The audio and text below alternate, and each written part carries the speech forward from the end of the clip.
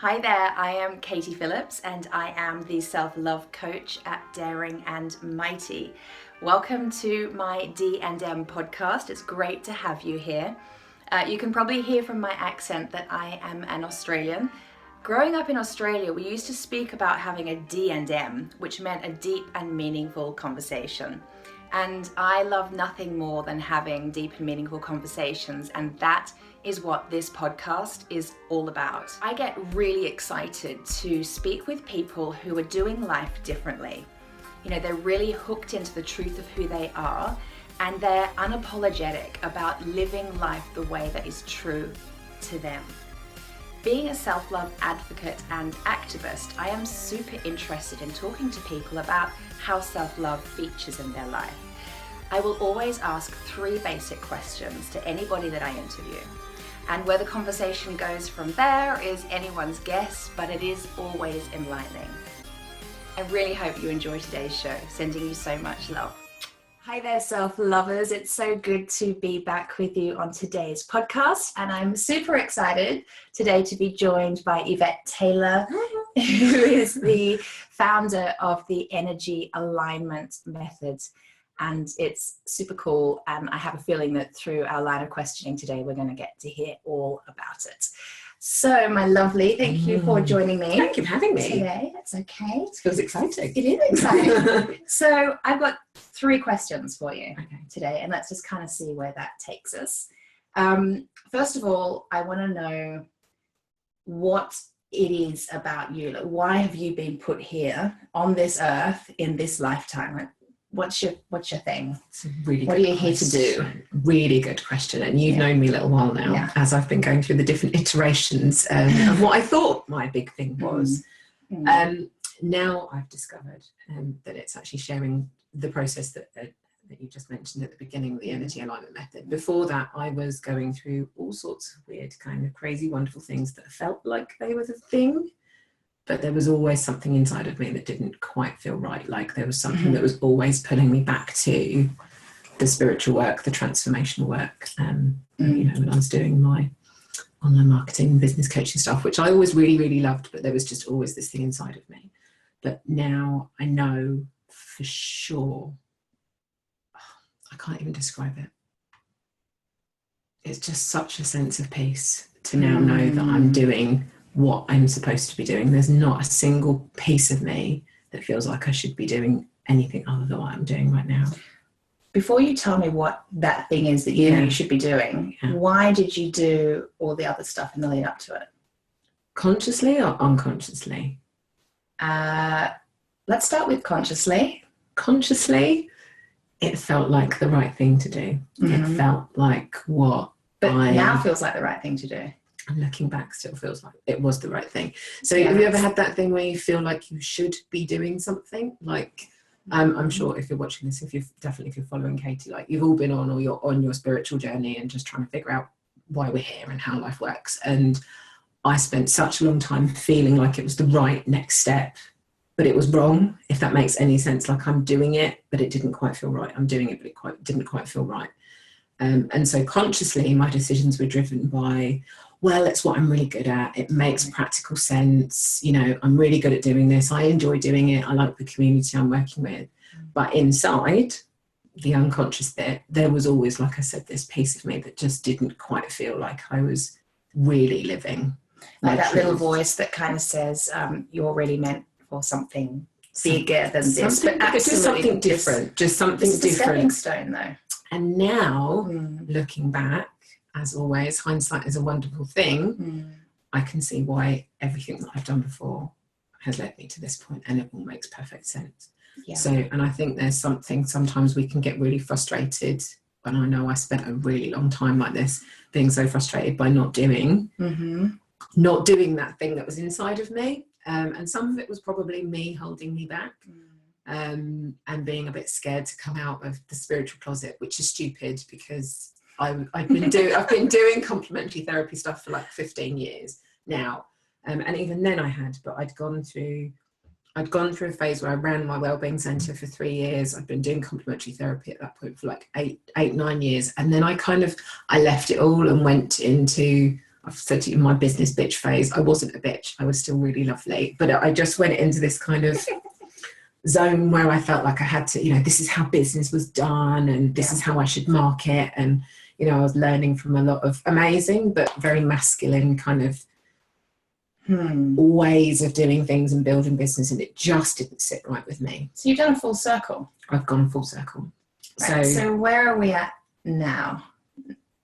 As in, you're on purpose now. I'm totally on purpose now. But I needed the other stuff. I needed the other stuff. Yeah, totally. I needed the other stuff to help me do this and to get this bit out there. I needed to know and that's totally my story, and that is totally the story of most people that I come into contact with. Yeah. It's all a little stepping stone, and it's only with retrospect you can look backwards. And at the time, and it's just bloody frustrating. Yeah. It is, because there's just this thing and you're like, oh, I know this isn't it, but I can't see what it is. I don't know what it should look like. And I mean, even the birth of EAM, the energy alignment, the process that I now share, it's only been alive in its current form publicly for 18 months, like less than 18 months. So even at the end of 2014, I was still doing the online marketing stuff, but the whole of that year, my one mantra was, I'm doing this,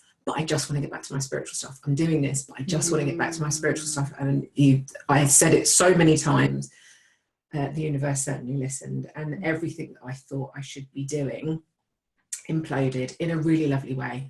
And it just gave me the time and the space to just be and to figure out what it looked like. And it coincided, not at all, with the birth of me having my little boy, who's now 21 months. So during my time off with him and just, being able to be with him and be present and just be with me, my decision was, look, Yvette, if you're going to go back to work, which I wanted to, I knew I'd never be a stay-at-home mum full time. I bow down to people there's just such a part of me that, like, I need to be doing both. My conversation with me, universe, whoever it was that was listening, was just, if I'm going back to work, it needs to be meaningful. And I'm no longer going to mess around doing the things that aren't right. And if it doesn't make me happy, I'm not doing it. So I can't even say that it was one pivotal thing. The process itself is just the way that I've been working with clients. So even when I was doing the business and marketing stuff with people, what would always end up happening was I'd end up going back to doing the spiritual work or the mindset work or the transformational work, because no matter what was in front of them, whether we were designing their business strategy or they were struggling with a relationship or whatever it was, it always came back to thoughts, beliefs and energy. And so I was always going back to doing my energy work with people. And so EAM was just the way that I've been working with clients. It was my mishmash of all of the years of training and stuff that I've done and the way that I was doing it. So it didn't even have a name for like the first 2 years. And then when I came back from off, being off with Kai, that's kind of when I started sharing it, and it was born. And how does it feel in your soul, in your body, and how does it feel to finally be doing what you feel that you're put on this earth to do? Like, if you could really describe it as a feeling, because there's a lot of people who are going to be watching this right now who are where you were 2 years ago, 5 years ago, and sadly some people stay in that place forever, and it's soul destroying. Absolutely. So you're inspiring right now, because you are somebody that didn't remain soul destroyed, didn't remain keeping up appearances, doing a job that you're really good at and that everybody said you should do because you're really good at it and it looks good and it made good money and it ticks a lot of boxes. You've got to that place where you're doing what your soul has asked you to do, and it's not always the easy path. We know that. That's perhaps a whole other conversation. That's another day. But you're doing it. So for people who are like wondering, should I take that step? Inspire them with how it feels to do it, please. Inspire now. It's the only way I can describe it is just this real sense of peace, just inside peace. even if you don't have, like, it's not about the clients coming in the door or any of that stuff. All of the other things kind of fall away, because it doesn't matter. When you know you've got your thing, when it doesn't matter whether you're getting paid for it or not. And actually that's when you know that you're onto the thing that you should be doing, because it's just something that comes from you so naturally. You've probably been doing it all of your life, and people, you ignore it as your super skill or your superpower because it's just what you've been doing, and you're like, well, that's obvious. But it's just something you do, and you just feel so at home and so at peace when you're doing it. And it doesn't, all of the other stuff just becomes irrelevant, and you would do it no matter what. Yeah. And that's when you know it's your thing. Ding, ding, ding, ding, ding. Yeah, that's when you know. That's when you just you just know, and it's just a goosebump. I'm like, I don't know what's coming over me, but I just have this energy just go. It's just you just know, and all of the other stuff becomes irrelevant. What people say, what people think, you will be challenged, but it just becomes irrelevant because you just know it's the thing that you're here for. And it's something, it's really, you know, there are so many people out there doing the work that we do, you know, but nobody does it in the way that you do, or that Katie does, or that I do. No one does it in the way that you do, because no one's lived your life, no one's had your experiences, no one sees the world through the way, you know, the lenses that you see. You have your own way of sharing it, and there'll be people who want to come and do that work with you because it's you. So, you know, don't ever let that get in the way of what you're doing. Beautiful. Okay, this is juicy. So my next question is, what's the big message right now from you? Like, I think we've all got a message to share with the world, and I think our message changes as we evolve and go to our next levels through life. Absolutely. And I know yours has changed a gazillion times. And it's okay, like the message has been right for the time. What is it right now?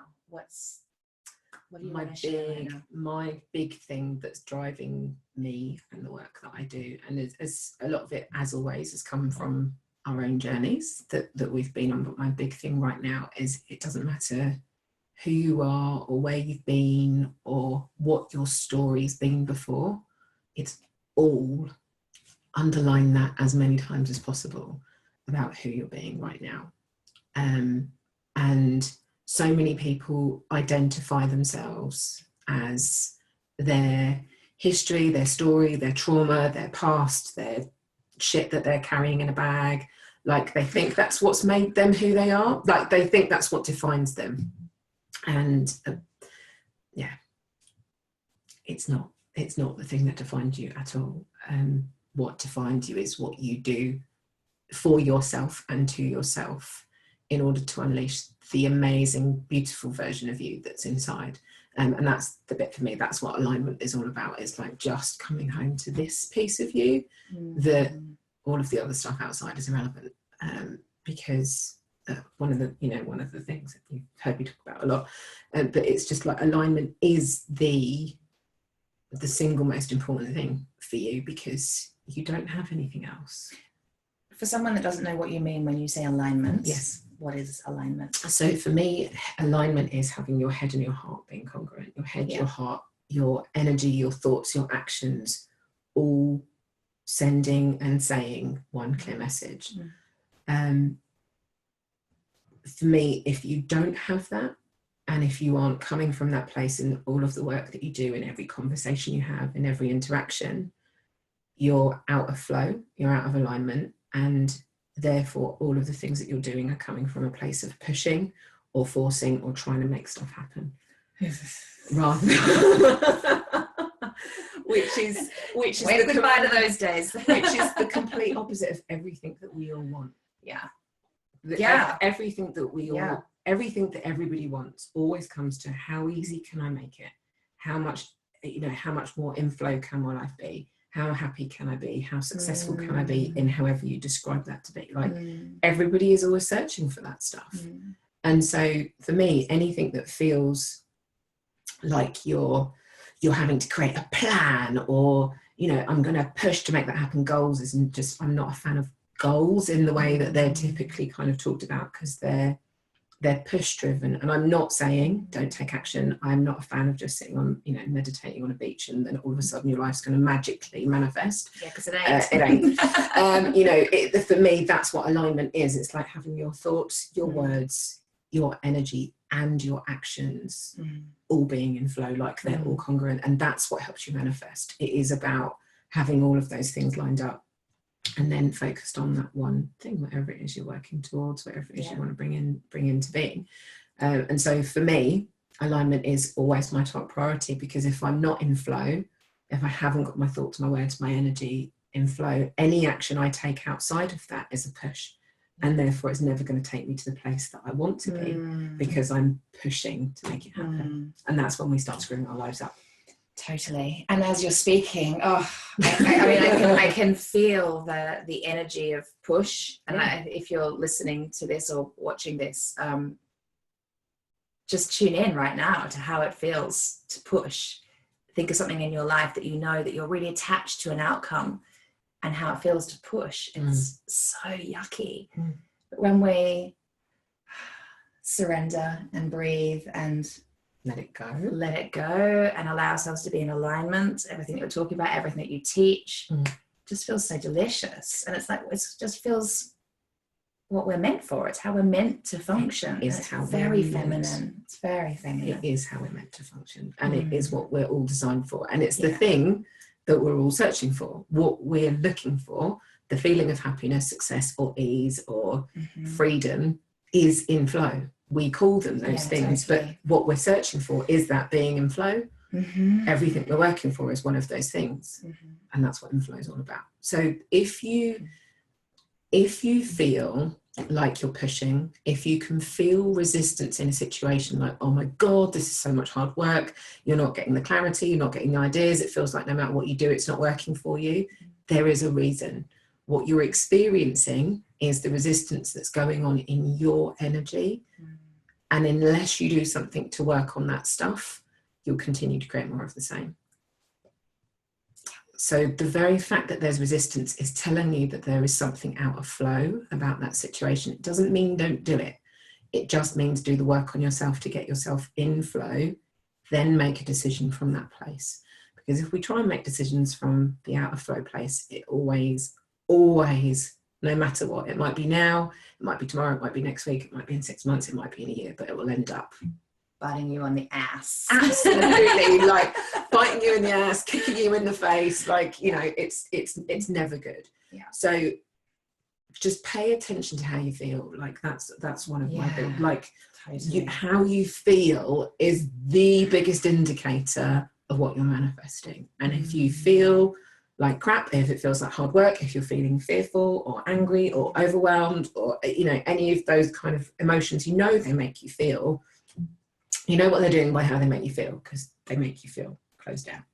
And everything that you want, and in order to manifest, comes from the place of self-love, freedom, happiness. Like, perfect little intro. It's what I know.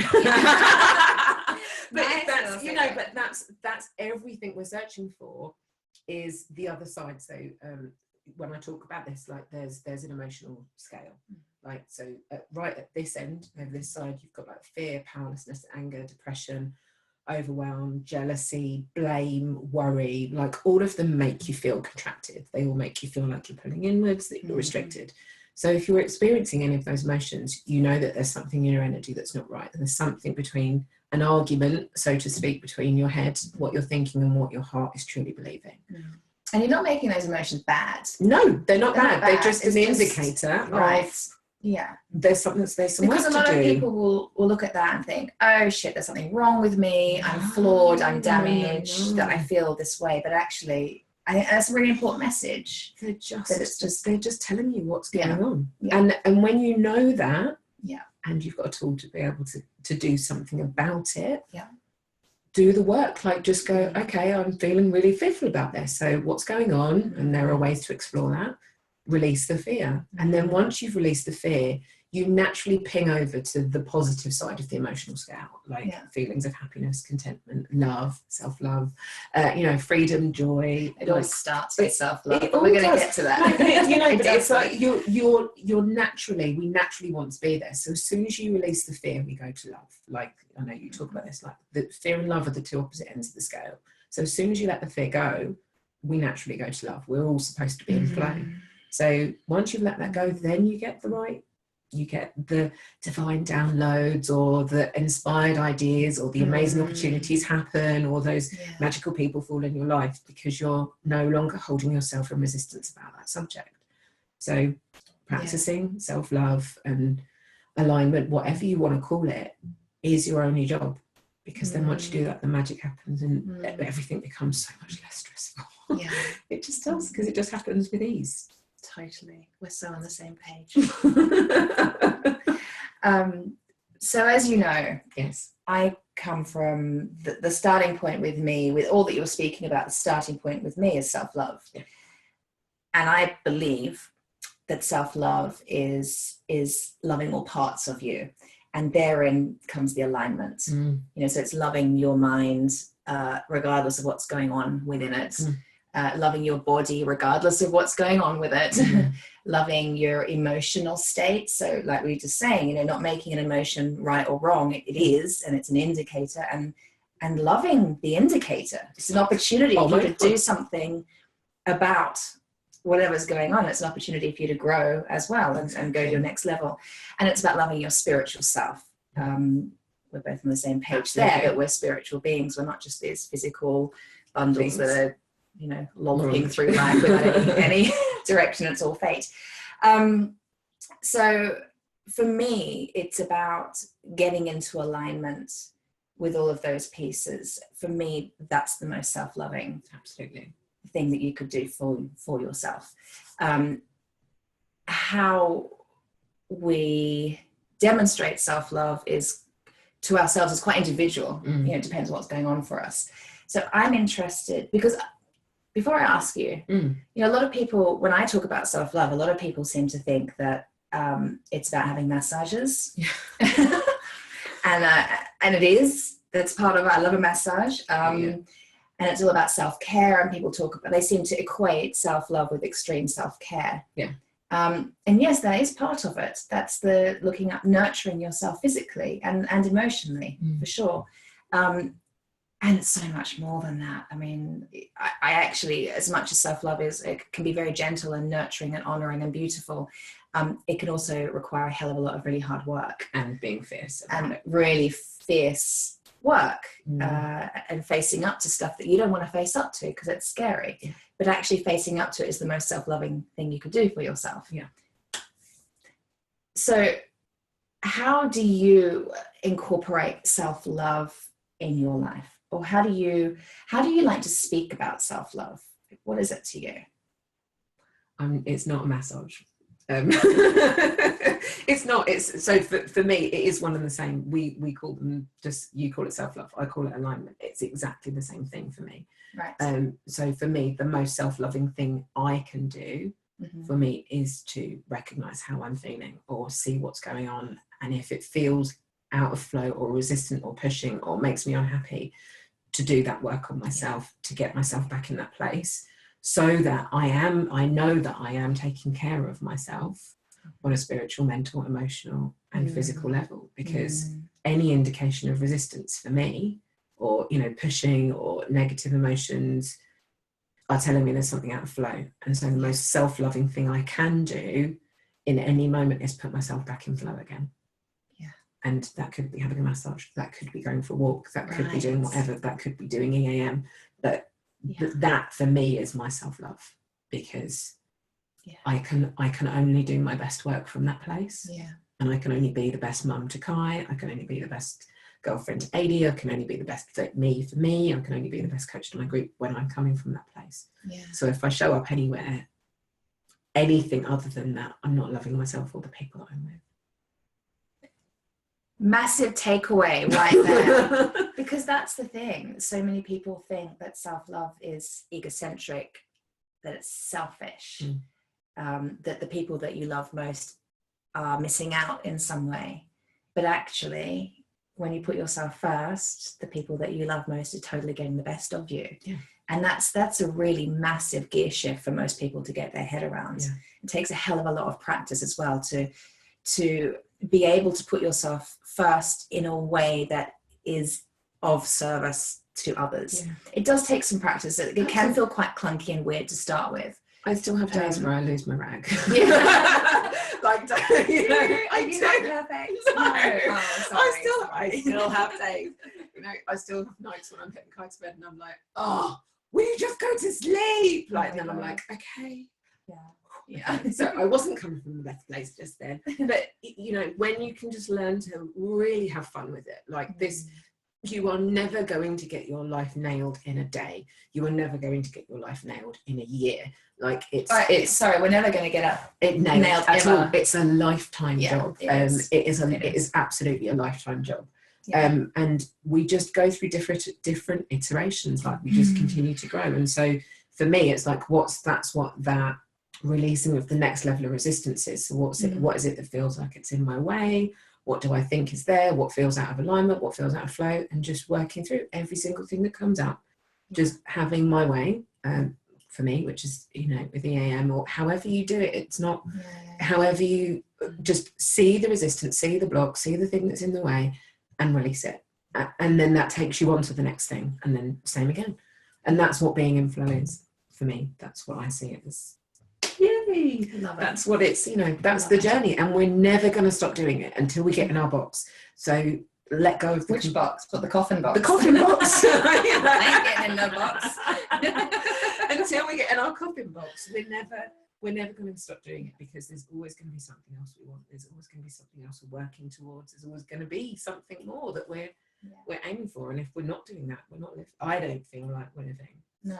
You know, anything. I agree. We were talking about this, you know, when you stay in that place of just thinking that your life is how it is and there is nothing you can do about it, if you're not prepared to do the work for you, you might as well. I don't want to say that, but it's just like, what's the point in living? Like, what's the point in living if you're not prepared to do what's right for you and do what makes you happy? Nobody lays there on the deathbed and says, oh my God, I wish I'd worked an extra 10 hours, or, you know, I wish I'd done this. It's always, I wish I had more fun. I wish I loved myself more. I wish I loved my family more. I wish I did. I wish. And it was always about those positive emotions of, you know, no one ever. So if you're not happy, if there's an area of your life that is making you unhappy, don't blame anyone else. It's only what we've got going on. We've created it, we've manifested it. Those other people in your life might be a giant pain in the arse. But the only thing we can do is learn to let go of how we feel about them and what they've been doing and take it back to loving ourselves first. And then we always come from a very different place. It's a whole nother rant. I won't go on that one, but it's probably need to wrap up around now. Sorry. But yeah, you know, it's an amazing journey, and you know, there are so many things that you can do to just be you. That's the most important gift you can give to yourself or anyone else.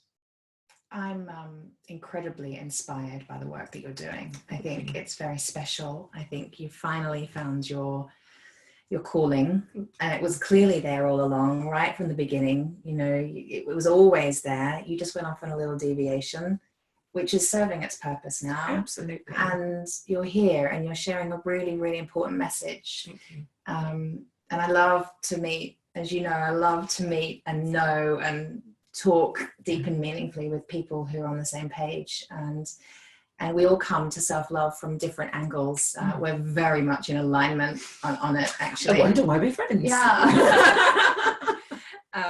But I really am very inspired by what you're doing in the world, and I wish you so much love and luck with it. Thank you. You don't need luck though. Can I just mirror that back to you though? Sure. Because I've seen your journey as well, being friends over the years, and you inspire me still. Thank you. With everything you're doing and the work you're doing in the world and the number of people's lives you've touched already. and the number of people's lives you're going to continue to do with the work that you're doing. And so it's pretty special, isn't it? It's nice, and it's so nice to be able to have this conversation with people as well. You know, just and we talk about this sort of stuff all the time, but it's awesome to see how much you've changed and grown through doing this work over the last few years. Absolutely. Oh my God, I wouldn't change it for the world. No. All right, my darling. Thank you for speaking with me today. Thank you too. Thank you for being with us. And until next time, lots of love. Have a beautiful day. Bye. Bye. I really hope you enjoyed today's podcast. It was such a pleasure to spend the time with you. I'm Katie Phillips, the author of The Self-Love Affair, A Woman's Guide to a Daring and Mighty Life, the meditation albums The Self-Love Affair for Daring and Mighty Women, and the children's meditation album I Am Daring and Mighty. And if you would like to take your own self-love journey to the next level, please do come on over, join my community by registering at daringandmighty.com.